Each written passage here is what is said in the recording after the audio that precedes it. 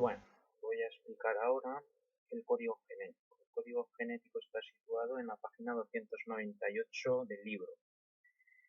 Hay una parte que tendréis que saber y otra que no. La voy a explicar, pero no tendréis que saber. Entonces ya os avisaré. Bueno, ¿qué hay que saber? Bueno, ¿el código genético qué es? Es la correspondencia que existe entre cada tipo de triplete de ribonucleótidos del ARN mensajero leídos en los ribosomas en sentido 5', 3' o lo mismo, o que es lo mismo, los códones del ARN mensajero con cada uno de los 20 tipos de L-alfa aminoácidos que constituyen las proteínas de los seres. Una de las características que tiene el código genético es que es universal. ¿Qué quiere decir eso? Que es el mismo exactamente para todos los tipos de seres vivos, desde un virus, una bacteria, hasta una persona. Bueno, ahora viene una parte, para seguir la misma estructura que el libro, que no es necesario que aprendáis. ¿Qué es la siguiente? ¿Cómo se llegó a saber cómo era el código genético? Bueno, las primeras investigaciones fueron realizadas sobre respecto por Severo Ochoa y su colaboradora Marianne Grunberg en 1955, sí.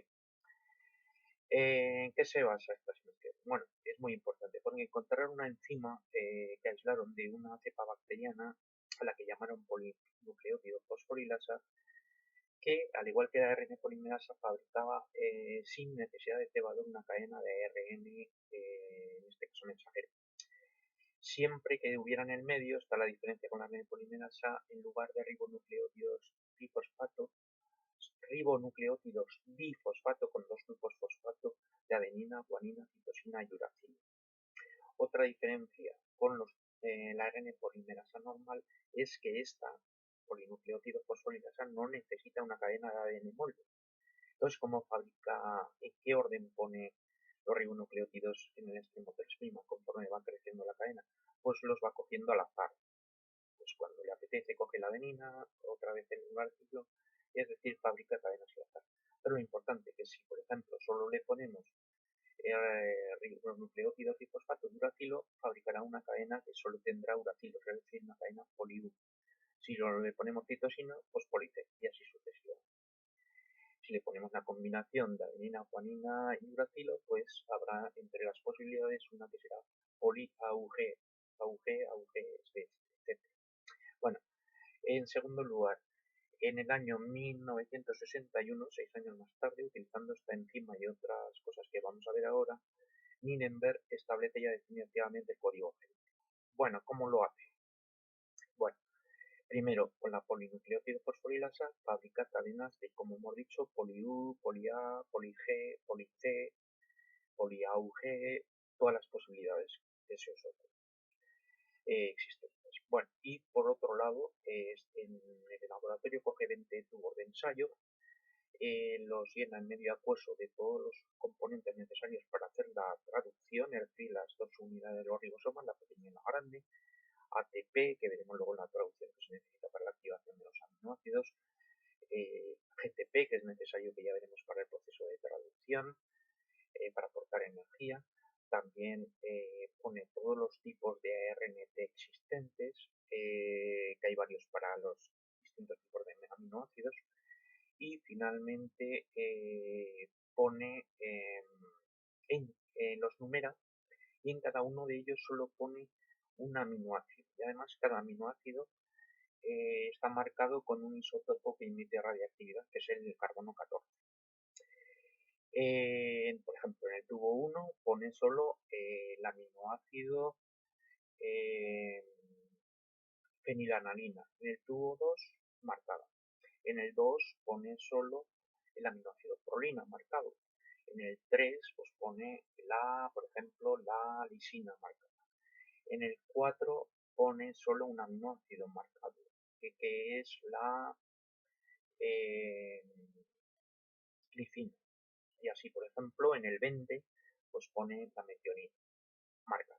Bueno, pero solo un aminoácido y marcado en cada uno de los tipos. Luego, en cada uno de ellos añaden todos la misma cadena que ha sintetizado por la polinucleótido fosforilasa. Por ejemplo, la primera prueba, ponen la poli en todos los tubos, de tal forma que solo se va a sintetizar, ya que el triplete es decir, el codón es el que codifica en el código genético en la fenilalanina. Solo en el primer tubo que tiene la fenilalanina es el que va a formar un polipéptido. Ese polipéptido, al pesar, se va a ir al fondo o bien se puede acelerar el proceso por centrifugación.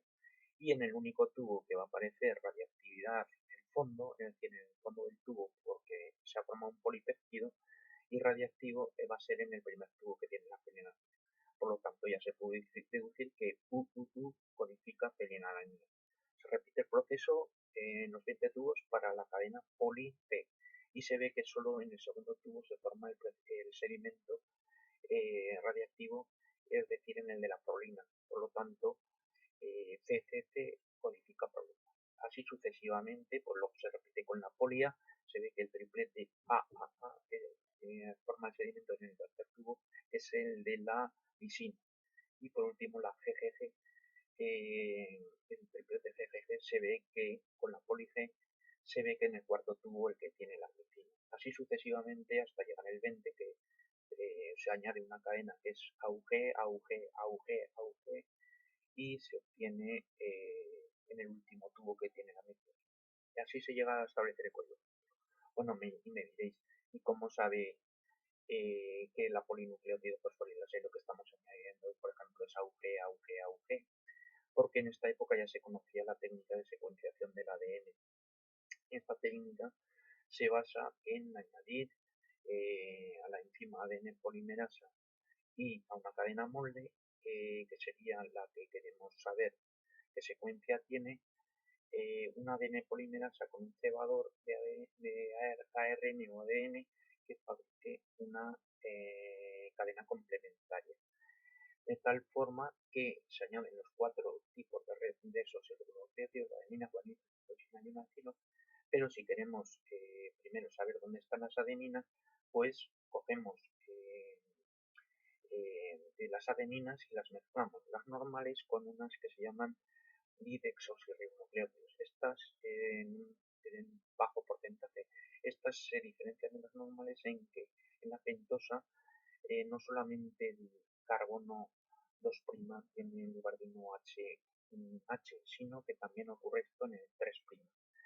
De tal forma que cuando la coja al azar la ADN polimerasa y la añada a la cadena, ya no podrá continuar el proceso de duplicación del ADN, porque ya no podrá añadir en el extremo 3' más de esos nucleótidos, porque no tiene ahí el OH, sino tiene el H. Por lo tanto, si por ejemplo añade al azar en el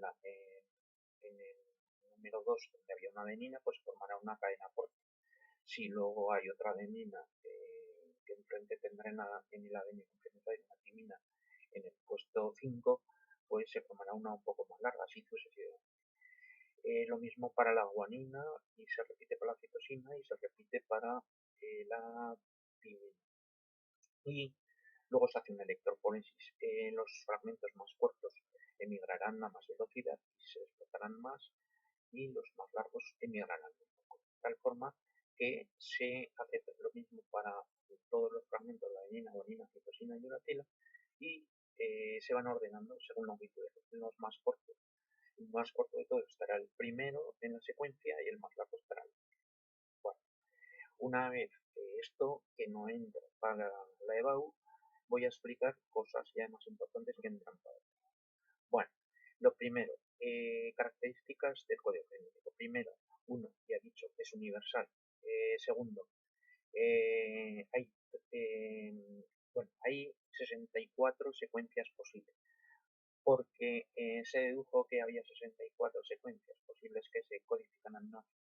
Bueno, porque si hubiese 4, es decir, la adenina 1, la guanina otro, la citosina 1 otro y la timina y el uracilo otro, solo sería posible codificar 4. Por lo tanto, de 1 a 1 no era posible la correspondencia. De combinaciones de 2 en las que importa el orden, variaciones con repetición tomada de 2 en 2, pues serían 4 elevado a 2 serían 16 posibilidades, por lo tanto nos quedamos cortos, no podía ser. Tenían que ser al menos de 3 en 3. Las variaciones con repetición tomadas de 3 en 3, 4 tipos de esos ribonucleótidos, adenina, guanina, citosina, de ribonucleótidos, adenina, guanina, citosina y urotina. Son 4 elevado a la 3, es decir, 64.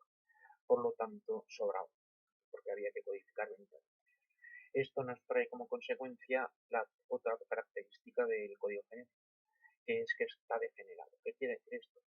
Que varias secuencias codifican un mismo aminoácido. Importante, y además estas secuencias, si os fijáis en el cuadro, de las 3 ribonucleótidos leídos en el ribosoma en sentido 5', 3', los dos suelen coincidir y el tercero es el que varía.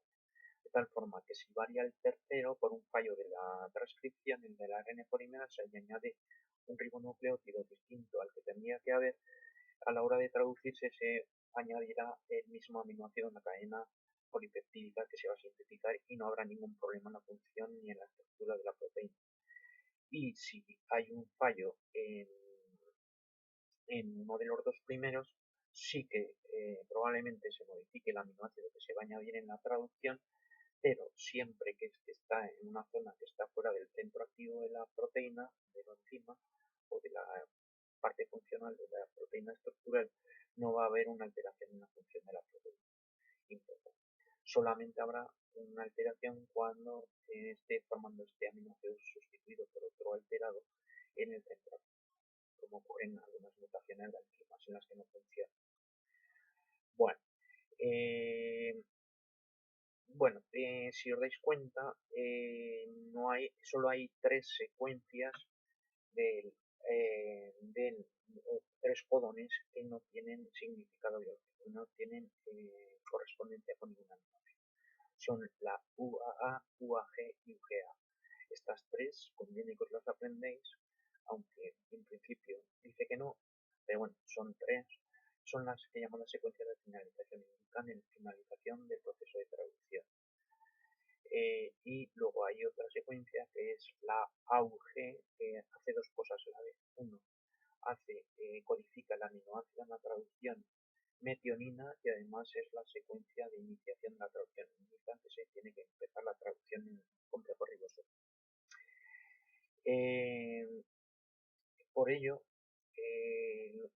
la UG hace que, como en la secuencia de iniciación en los eucariotas, la metionina será el primer aminoácido del extremo N inicial de todas las proteínas, aunque luego se eliminarán la mayor parte de ellas este primer aminoácido por un proceso de maduración de las proteínas para que funcionen correctamente. Y en el caso de los procariotas, el primer aminoácido en el extremo N inicial será la formil metionina, un aminoácido derivado de la metionina más antiguo, que es el primero que presente en todas las proteínas de los procariotas. Bueno, esto termino con ello.